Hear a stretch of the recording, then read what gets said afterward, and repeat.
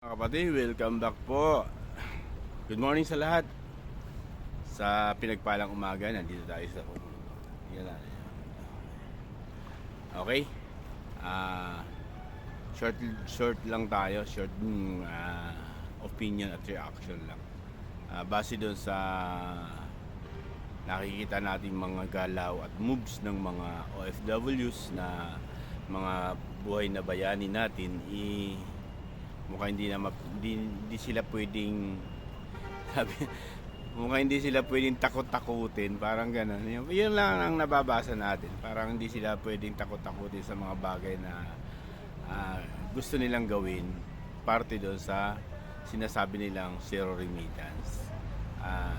Nakita natin kung paano mukhang hindi kayang pigilin sa part na yon. Tingin ko, opinion ko lang po, hindi nila kasalanan yun kung bakit humantong sa ganong stress ng pagkakataon, dahil sa nakita rin natin na talagang ang pinaguhugutan nila yung kanilang sama ng loob sa nangyari. Sabi, idaan sa tamang proseso, sumunod lang sila sa batas. Alam naman natin na pinilipit ang batas, di ba? Kaya hindi natin masisi yung mga OFWs na magkaroon ng sentimento sa kanilang ginagawa, at na ating hindi dahil sa hinihikayat natin sila, hindi ganoon. Pakiramdam lang natin, hindi kayang silang takot-takutin o bigyan ng tinatawag na mga babala na ganito, mawawala yung mga benepisyo nyo, parang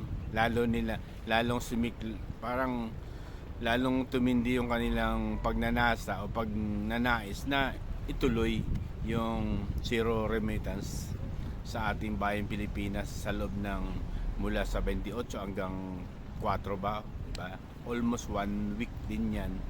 Alam naman natin na talaga maapektuhan yan, lalo dikit yung ating gobyerno.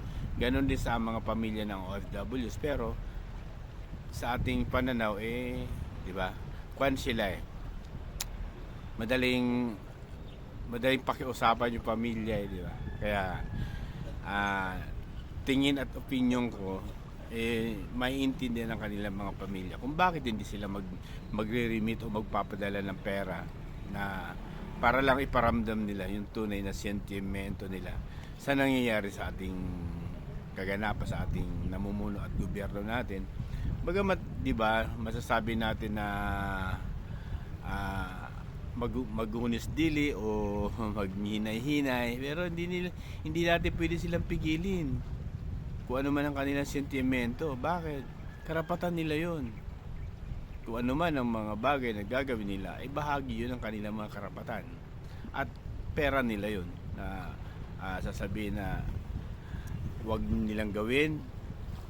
Dapat sa mahinahon na pakikiusap, hindi bibigyan ka ng mga ganong pananalita na kaya lalong yung ginagalit yung OFWs, di ba? Nasasabihin na baka ipatawag o alisin yung lahat ng mga pribileyo.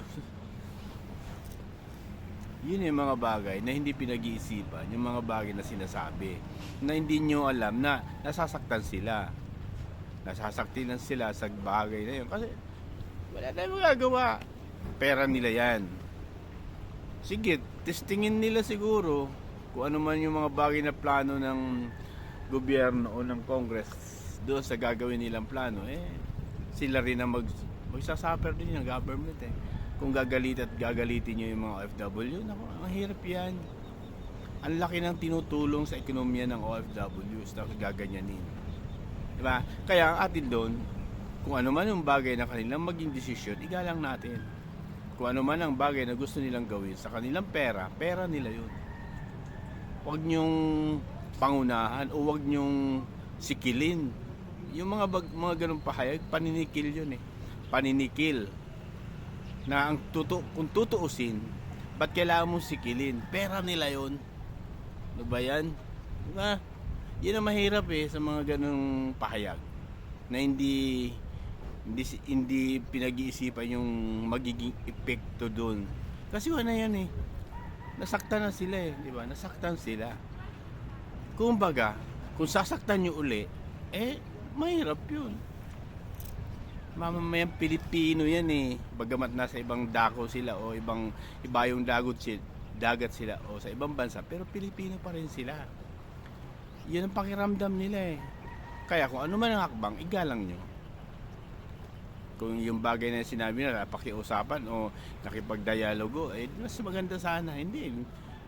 Gaganyanan ka ng mga, kung nakala mo, diba? Bahagi ng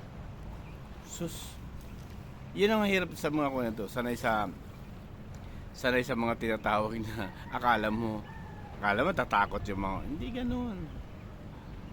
Matagal silang nagtiis na sa ibang bansa. Matagal na silang nagtitiis sa pamilya nila. Tapos gagawin yung ganon. Lalo nyo ginalit lalo nyo sinilaban ang kanilang mga damdamin.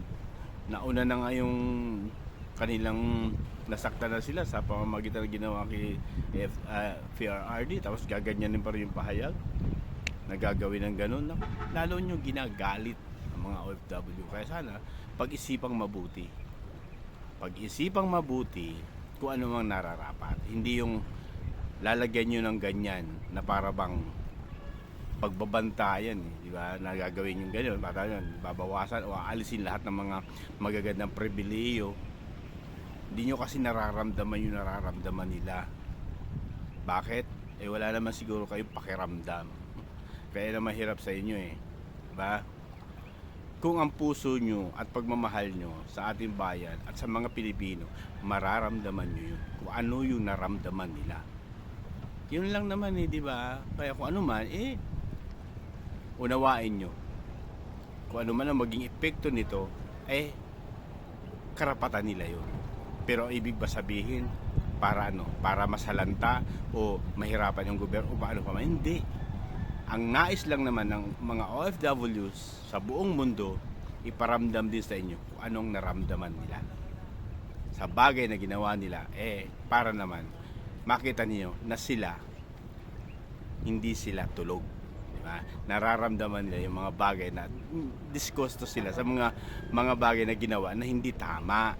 Yun ang lagi niyong tandaan. May mali, tanggapin niyo sa sarili niyo. May mali sa ginawa. Kaya tanggapin niyo kung ano man ang maging desisyon ng OFWs at mga Pilipino na patuloy na sumisigaw at lumuluha, nasasaktan. Bilang Pilipino, kung ikaw Pilipino ka, mararamdaman mo yun.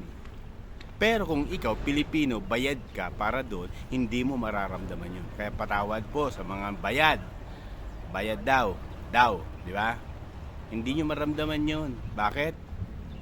May tinatamasa kayo sila, kusang loob na pumupunta kung saan yung part ng mga rally. Dahil kusang loob, organic yun ang totoong pakaramdam mo yun, mararamdaman mo yun hanggang loob. Kaya sana naman maging maayos na yung mga bagay na yan at igalang natin kung ano man ang kanilang gustong gawin. Huwag nyong tatakutin, huwag nyong bibigyan ng mga ganyang mga pahayag na lalong ikagagalit nila. Patawad po sa mga bayad. Salamat, God bless.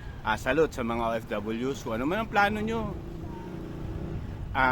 basta hindi lumalabag sa batas, go ahead. Patuloy nyo ang pagmamahal sa ating bayan. God bless at sana lagi natin tandaan na kapag mali, pag tama, doon tayo magsama-sama. God bless po.